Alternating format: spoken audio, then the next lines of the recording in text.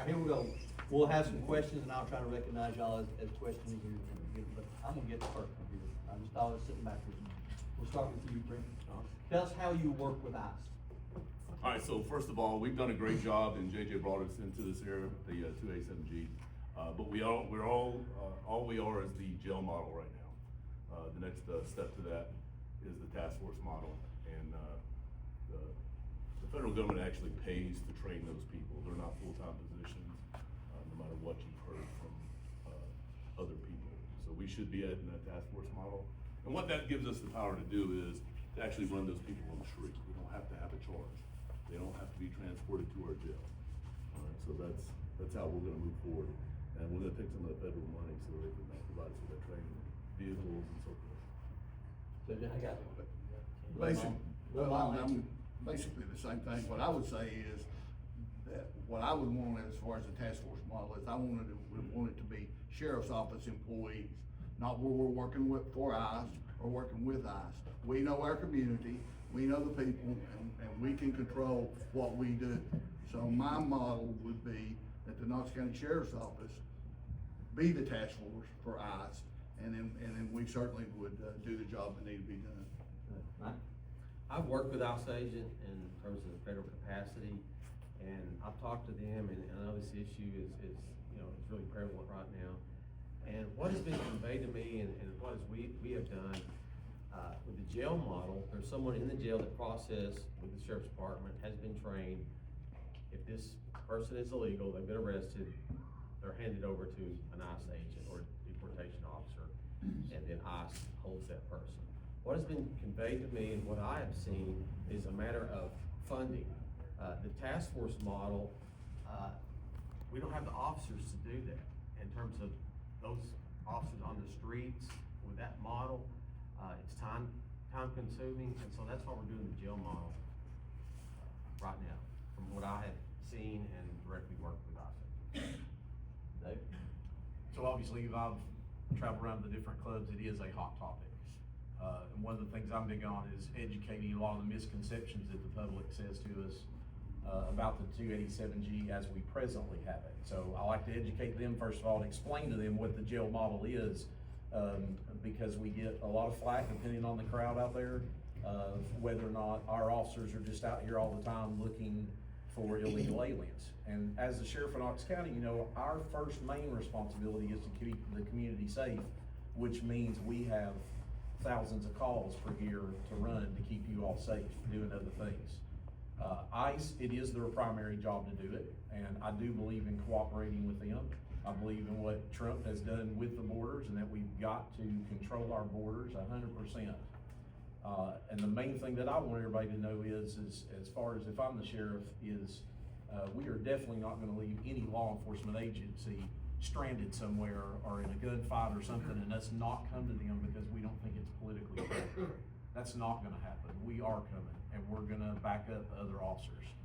I think where the public has to decide and kind of give us feedback is how far they expect the sheriff's office to take it as far as answering our basic calls. Mike's right. The part of the challenges right now is we're at 1,081 employees right now, and the last 2 years we got all the way down in the high 800s because we were so short and couldn't hire anybody. So as I said earlier, we're just now getting our numbers back up. We have been able to maintain having a task force officer, one maximum of 2, to our other federal agencies.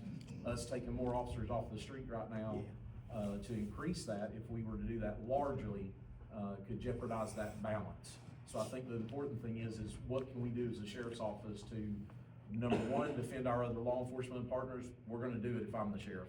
Number two, we will be able to look at those as we get our numbers back up strongly. Our numbers are there now, but what we gotta look at now is all the people where we've been gridlocked from promotions and everything, where we were so low that we literally were gridlocked. So that's something we'll have to look out outside. Cliff, you got your camera on? Yep. You guys on? Well, we can hear it. Okay. Yeah. You've got a question, and we'll just rotate, so and JJ, you'll take it and work the way, and you'll end up with it. Yeah. Well, I want to commend all of these. Y'all are actually qualified, I'm gonna thank you. First thing is, how are you gonna work with a budget if the mayor says you can only have this much money?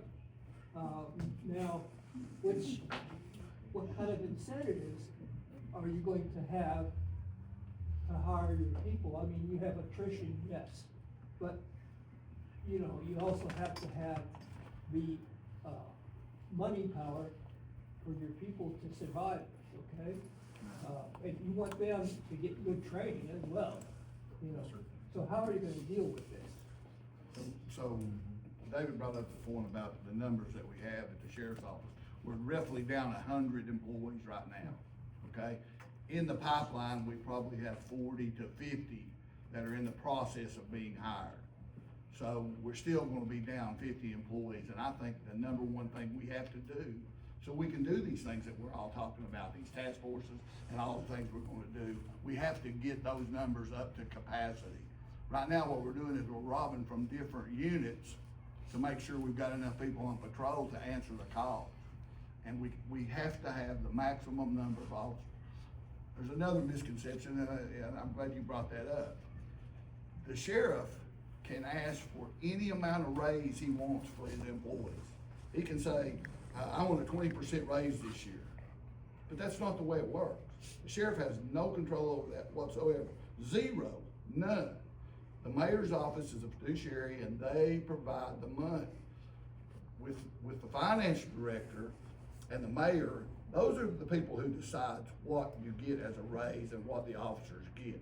Yes, you have a budget and you have to work within that budget, but as far as being able to get outside monies, you have to work with the mayor's office. And the thing about this is once you become the sheriff of the third largest county in the state of Tennessee, you're not a policeman anymore. It's not got anything to do with police work. It's purely administrative. And you have to have cooperation between the county commission, between the mayor's office, and everybody involved to be able to get what you need. So sometimes you have to do things that you're not happy with, that to work with other people so you can ultimately get the things you need. And I think that's where it's at. You have to be able to communicate with the mayor and the county commission. I think like so many things in life, it's having that dialogue and that relationship that you have to have with county commission and the mayor's office. Because in all fairness, they want safe community like everyone else. So you have to have that communication and see where we can be most cost effective, okay? Secondly, recruiting. There's several schools, universities within Knox County. Let's be proactive. I know that's something we did with DEA, went to the campuses. Hey, here's the opportunity Knox County has for you as being an officer in corrections and longevity in the career, and maybe you could go to something else. But this could be a starting point with you. Another thing that I'm looking at is hiring a grant writer for the sheriff's office. Someone that can do a national search where we could possibly add bonuses or additional pay raises to our officers, okay? I talked to General Sharm Allen a couple of months back. She was excited. She said, hey, Mike, we got 3 detectives. We've got awarded 3 grants for 3 new detectives. And I said, that's awesome. You know, that's great. So exploring those avenues and being diligent with the mayor and county commission. I got a question for you. We'll let the rest of them finish. JJ's right. I mean, as the sheriff, it's your job to stand up there and fight for your agency and your men and women. And you do have to be professional and you have to build those relationships with the county commission, the mayor, the CFO. You've got to do that, but here's the thing, you know, the mayor's sitting there looking at all the divisions. We're looking at as the sheriff and what we're responsible for, that the citizens elect us to keep in the community safe. And so, the mayor is looking at schools, us, everything. And so what you get down to every year in this process is who gets what piece of the pie. I mean, that's what it comes down to. And, you know, our main pivotal role as the sheriff is to put those things out there, try to keep our men and women at a competitive pay rate, which is what Sheriff Spangler spent almost his whole 7 years doing with the highest pay raises that we've ever had among the men. But we're still just now up to average, and we are the third largest one in the state. We respond regionally to help other smaller agencies. So, securing these budgets is a huge thing. And the elephant in the room is, as we go into this, what I talk about us here in Knox County being at the crossroads, is the fact of all the development that's exploding here in Knox County. And the sheriff's office, the sheriff has to not only be able to keep the pay raises and do the training and have the equipment and everything, but the sheriff's got to be able to have that conversation about our infrastructure here in Knox County. If we're not part of the growth, we're getting behind. And what I don't wanna see for my family or all your families is for us to end up like Nashville or Memphis. Because if we get behind in law enforcement, that's what's gonna happen. The more people are here, the more calls for service are gonna go up, and the more potential for crime if we're not out there stopping it. So in order to do that, there's things, and I wanna say, we do a lot with grants already. We have Hugh Holt, who was one of the major purchasing agents for Knox County, and now we have him down in the sheriff's office, and that's one of his primary responsibilities. And I believe we got over $5.5 million, I think, a little bit over $5 million last year, and 2.5 of that went for the school officers. So we are actively looking for those, and we'll continue to do that. If you need to waive that thing, waive it. Real quick, my beautiful wife, she worked in Knox County Sheriff's Office for 22 years, and she left Knox County and went to Suburban PD. The day she got hired, she called me and she said, hey, they got this insurance up here, and I don't know if I'm hearing them right or not, but it's $40 a month for family insurance. I said, okay, let's check on that. Cause we're paying $500 at the county. So, you know, we pay it every 2 weeks, and we pay, separate, vision and dental. All right, so those are some options that we can look into. We're self-insured at Knox County. There's some playroom there. All right, the schools are on TCRF. Why aren't we looking into that? You know, it's a pension form, and if they're on it, 95% of the other agencies all across Tennessee are on TCRF. They don't come to us because they can't move their pension into our retirement. They have to keep it in TCRF. So we don't get those guys that got that 10, 15-year experience that we may find a good role for them at the Knox County Sheriff's Office. So there are things, we need to look outside the box, and we need to flip over desks when it comes time. Make sure they're paying attention to us. Thanks. Would you have a question? Yeah, I have a question about, just for you in particular, because you mentioned it, but any of them. You talked about going to colleges and recruiting. I know federal, you have to have a college degree for a more educated workforce. I believe KPD gives a stipend for their officers if they have a degree and helping. I was up there 30 years and they talked about getting stipends or helping with educational. How are you gonna attract college graduates that they don't reward that at our agency? Well, I was one of them. So, I mean, you know, KPD, they reward them, but Knox County, as far as I'm aware, they still don't, give a stipend or whatever for the degree. Well, that's. For a more educated workforce. Right, we also have hired DEA agents based on their background and their training.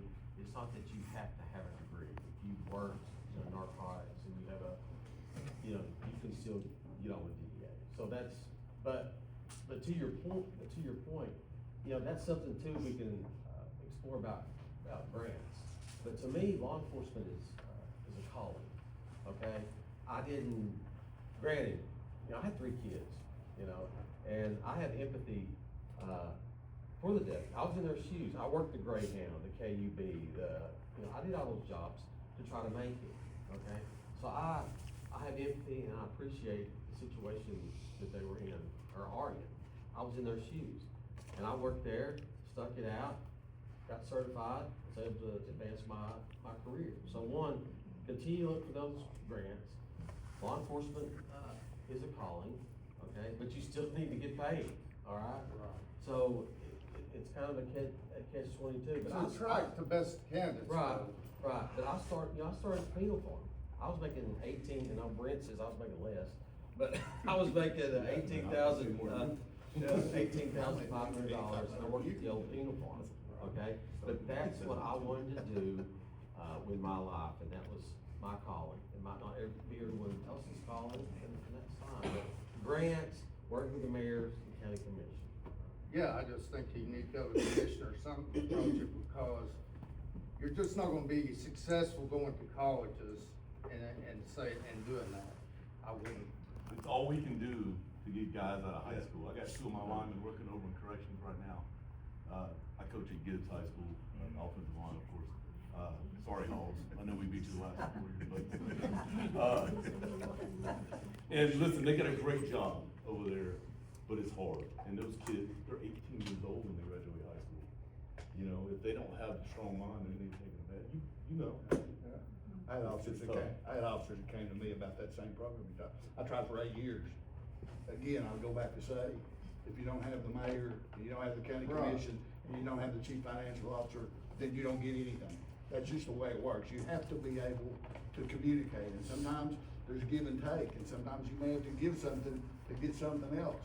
It's just not as easy as saying, I mean, you know. Wouldn't it be a good idea? It would be a great idea. I mean, you're increasing your education, your workforce, you're Yeah. offering them an opportunity.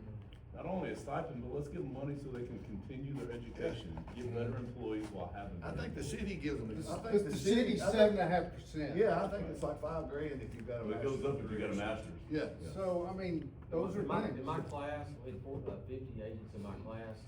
Every one of them was either military background or prior law enforcement, okay? And so they started in that pathway, because like I said, to me, it's a calling. Granted, you gotta support your family. Yeah. But, you know, I had 3 kids, and one of them had a severe illness. But also, it's a calling for me, okay? It's a passion, it's not all of it. I didn't mean to single you out, you just brought No, it up. yeah. I know. Well, the way you pointed at me the question, I was about to get the Yeah, glove. I was yeah, getting the yeah. glove out. But the Because here it's pay coming. has come up. It And has, and it has. they've done a lot better. Yeah. Unlike the mayors I had, Mike Ragsdale and Tim Burchett, who would squeeze a half a penny out of a penny.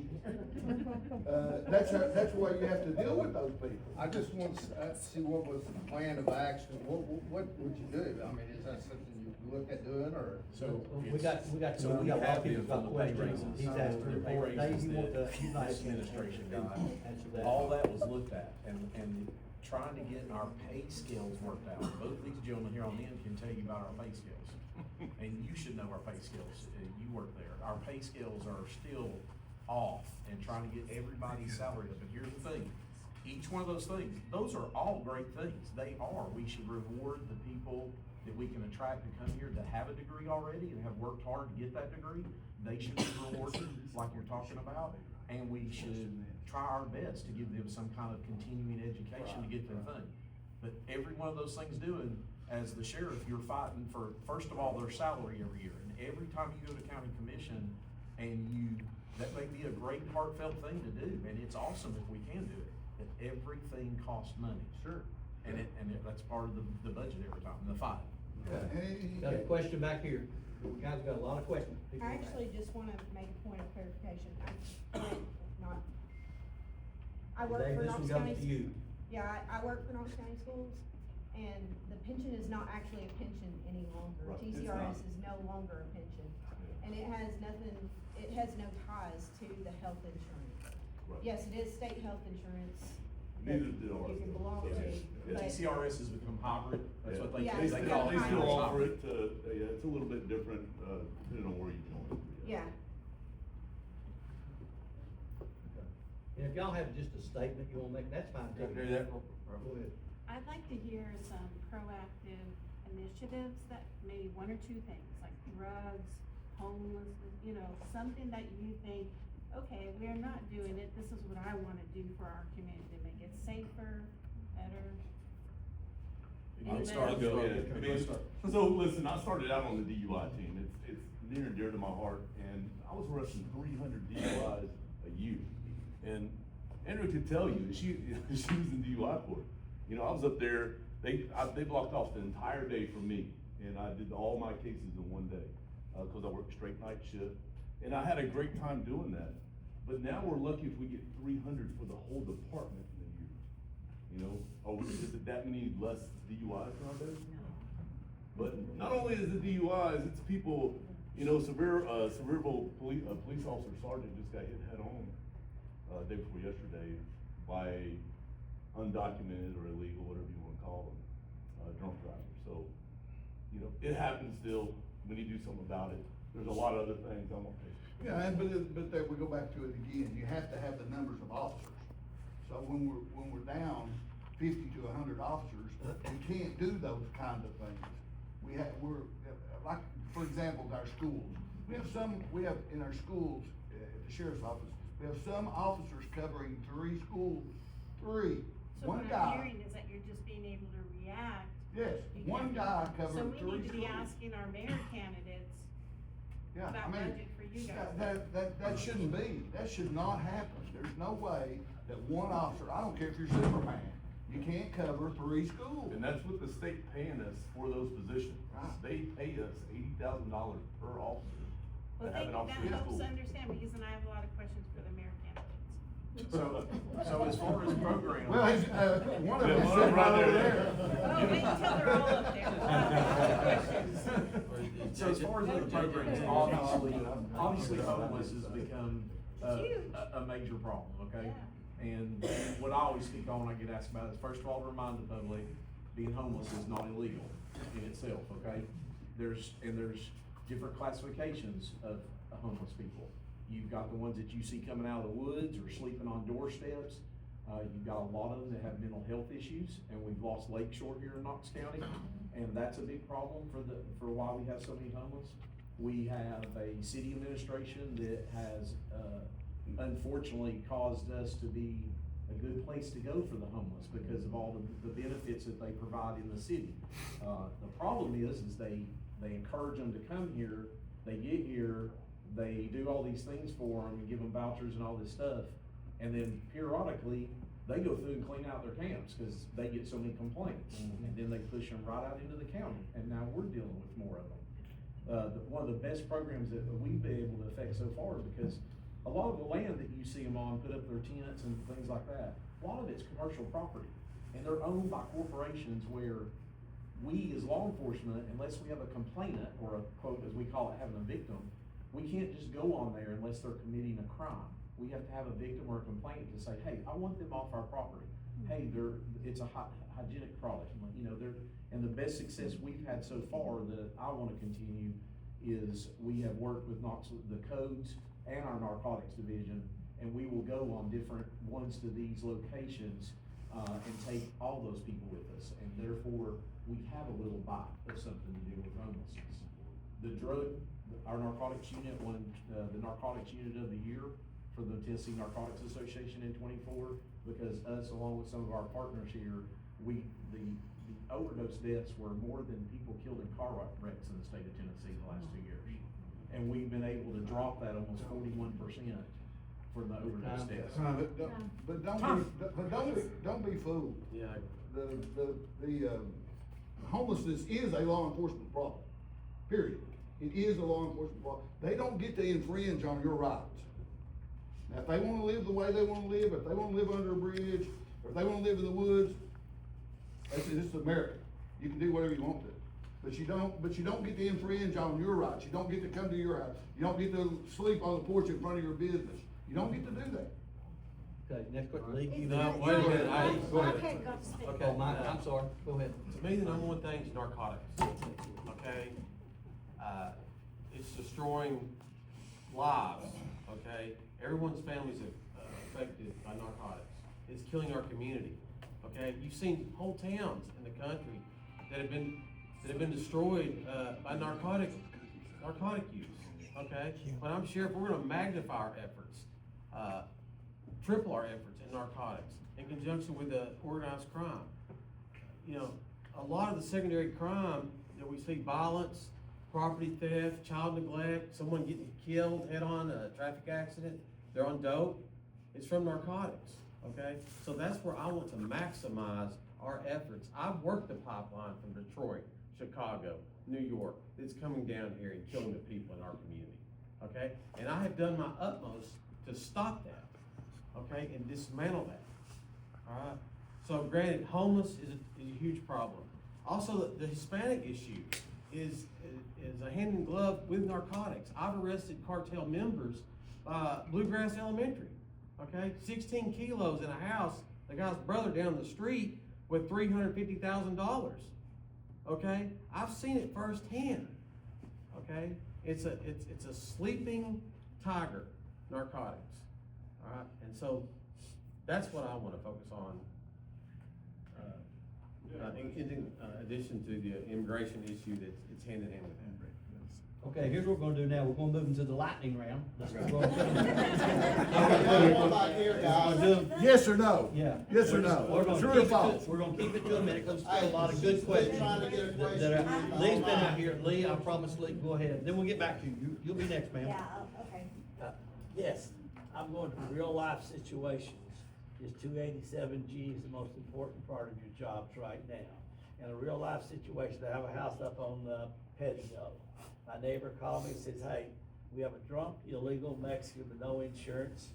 Just ran almost into your house. He took out my neighbor's fence row and my fence row. The deputy came out and they let him call his boss, and then he let him go home. And then when he went to go to court, his boss paid for not having a driver's license and not having insurance. And that's all they have to do to them. If you pick them up, cart them out, there's no issue. You have a whole lot less expenses, and we don't have to pay taxes for these people. We can give you that. I agree with everything you say, but what would you do if that situation came up to you and you were the deputy going out there talking to the guy, a drunk, illegal Mexican, because they did check his stuff, and all he got was his boss paid his drunk driving and his insurance thing, and no driver's license. That's all that happened. What would you do if that came up on your shift? Well, I'm not gonna second guess what happened out there, cause I wasn't there, but I can tell you this. But I was. I can tell you this, if you're here and you're illegal, you have broken the law. Yes. Period. Now, if you're driving without a driver's license and you don't have any insurance, you've broken the law again. And there's no doubt where you need to go, to the Knox County Jail, Well, they period. called his boss come and picked him up. Mike? When you let 10 to 15 million people in this country, the human trafficking, the narcotics, it's overwhelming, all right? And there's been some national instances where, people have been hurt or killed. Law enforcement is facing almost an impossible task with the number of people in this country. So with that being said, they're going to jail, and I'm gonna find a place to put them, okay? We're not gonna have these criminal, illegal aliens out here in our county, ICE or no ICE. We're gonna do something about it, okay? No. David?